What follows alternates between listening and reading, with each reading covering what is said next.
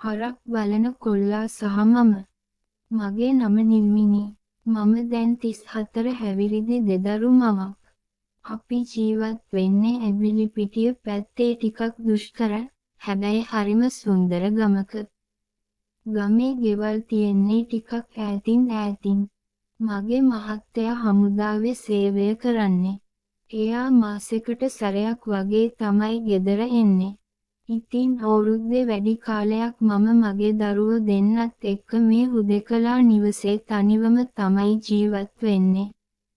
මම මහ ලොකු රූප සුන්දරියක් නෙවෙයි, හැබැයි මගේ හම ටිකක් සුදුයි. ඇඟ මහත නැති, කෙට්ටු නැති සාමාන්‍ය හැඩයකට තියෙනවා. මහත්තයා ගෙදර නැති කාලයට මට දැනෙන්නේ පුදුම පාළුවක්. ගැහැණියක් විදිහට මගේ හිත ඇතුළෙත් නොසන්සුන් ආශාවන් තිබුණත් මම ඒ හැමදේම යටපත් කරගෙන දරුවන්ගේ වැඩ කටයුතු එක්ක ජීවිතය ගෙවුවා. අපේ ගේ පිටුපසින් විශාල වැවක් තියෙනවා. මේ වැව තමයි අපේ ගමේ ජීවය.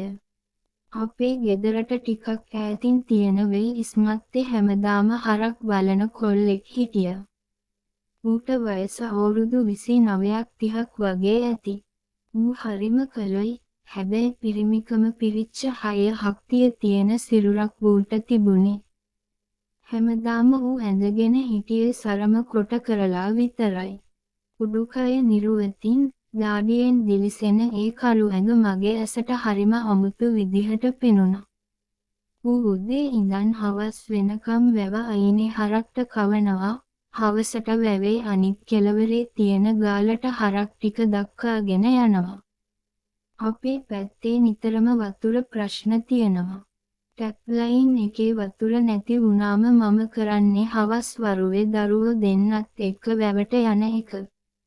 වැවේ නාන තොටුපළට ගිහින් රෙදි ටිකත් හොදගෙන දරුවොත් එක්ක නාලා එන එක මගේ පුරුද්දක් වුණා. මෙන්න මේ ගමන් වලදී තමයි අර කළු කොල්ලව මට නිතරම හමු වුනේ. මුල් දවස්වල මම ඌව ගණන් ගත්තේ නැහැ. හැබැයි ඌ හරක් වතුරට දාලා මම නාන දිහා හොරෙන් බලන් ඉන්නවා මම දැක්කා. දවසක් මම නාන්න වතුරට බහිද්දීම ඌත් නාන්න ආවා. මල්ලි හැමදාම මේ වෙලාවට නානවා නේද? මම නිකමට වගේ ඇහුවා. "ඔව් නැත්නම් හරක් ටික එහෙ මෙහෙ යනවා." ඌ hina වෙලා කිව්වා. එදා ඉඳන් අපි දෙන්නා අතරේ පොඩි කතාවක් ඇති වුණා.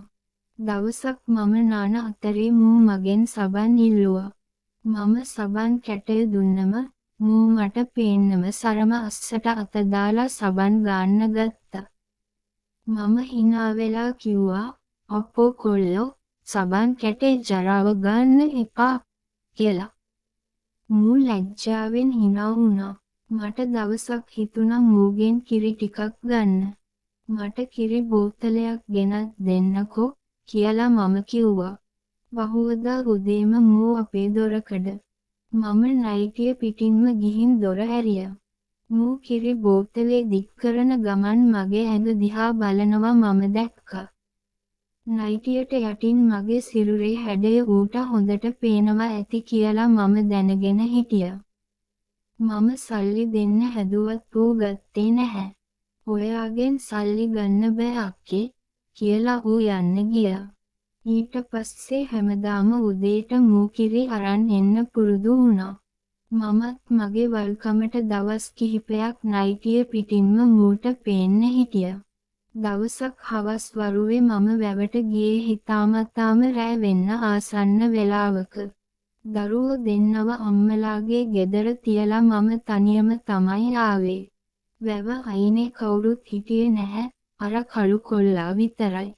මම සුදු පාට යට සායක් ඇඳගෙන තමයි වතුරට බැස්සේ.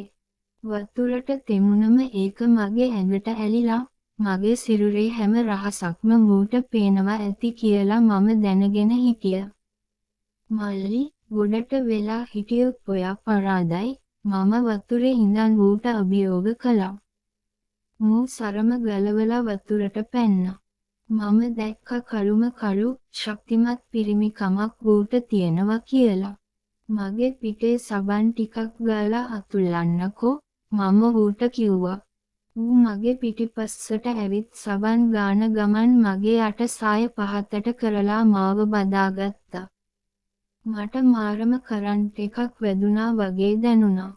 ඌ මාව උස්සගෙන වතුරට පැන්නා. මට හුස්ම ගන්නත් අමතක වුණා. කළුවර වැටිගෙන එන ඒ නිස්කලංක පරිසරයේ වේලිස්මත්තේ තනකොළ පිටණිය උඩ අපි දෙන්නා අපේ ආශාවන් මුදා හැරියා. ඌ මාව බිම හාන්සි කරවලා එයාගේ පිරිමිකම මට පෙන්නුවා.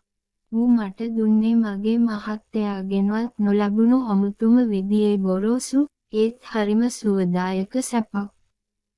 හරක් ටික නිහඬව බලා ඉද්දී වහුලගේ සිසිලස විඳිමින් අපි දෙන්නා එකතු වුණා. මගේ ඇඟම හිරි වැටිලා ගියා. එදා ඉඳන් අපේ ගනුදෙනුව සම්පූර්ණයෙන්ම වෙනස් වුණා. ඊළඟ දවසේ උදේම මූ ආවේ කිරි බෝතලය විතරක් අරන් නෙවෙයි. මම දොර අරිද්දීම මූගේ ඇතුළට ආවා.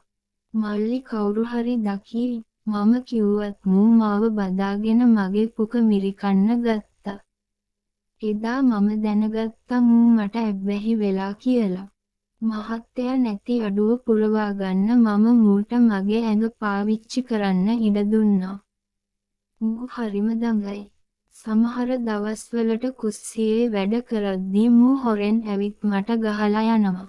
ගමේ කාටවත් සැකයක් ඇති නොවෙන්න අපි පරිස්සම් වුණා. කිරි බෝතලේ ගේන එක අපේ සම්බන්ධයට හොඳම මුවාව වුණා. අචිනි අක්කගේ සැලූන් එකේ වෙච්ච සිද්ධිය වගේම මේකත් මගේ ජීවිතේ ලොකු රහසක් වුණා.